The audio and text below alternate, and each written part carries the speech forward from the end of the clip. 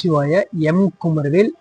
மறுபிறவிங்கிறது ஒரு மிகப்பெரிய சுழற்சி தான். அதுல இருந்து நம்ம விடுபடணும் அப்படின்னா ஏதோ ஒரு கடவுளை கண்டிப்பா நம்ம அடைஞ்சே தான் தீரணும். இதுதான் முழுக்க முழுக்க உண்மை.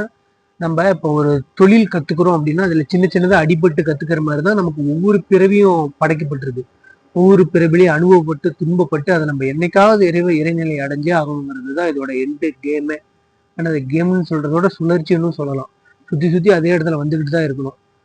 அதனால எந்த ஒரு இறைவன் வழிபாட்டையாச்சும் நீங்க தொடர்ந்து கடைப்பிடிங்க.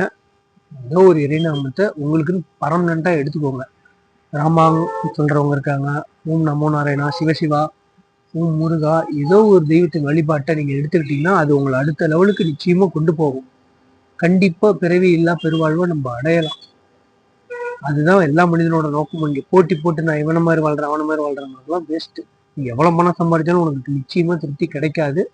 நீங்க உண்மையா பாருங்க, அடுத்து பணம் சம்பாதிக்கணும்னு தான் நினைப்பீங்க. அடுத்து எவன் நமக்கு மேல இருக்கான் அவனை ஓவர்டேக் பண்ணா கொஞ்சம் எனக்கு நிம்மதியா இருக்குன்னு தான் தோணுமே தவிர இது இறைநிலைக்கு எந்த வகையிலையும் உதவாது. அதனால பிறவிங்கிற சுழற்சியிலிருந்து வெளிப்பட இறைவனை மட்டும் வழிபடுங்க. மீதி உங்களுக்கு தேவையான பொன்பொருள்லாம் அவங்களே கண்டிப்பா தருவாங்க. அது அப்படி அவங்க தரையில அதுல உங்களுக்கு ஆசை இருக்காது. அதை கடந்து இறைவன் மேலதான் பக்தி இருக்கும். அதை மட்டும் கடைப்பிடிங்க. நிச்சயமா பிறவி சுழற்சியிலிருந்து நம்ம விடுபடலாம்.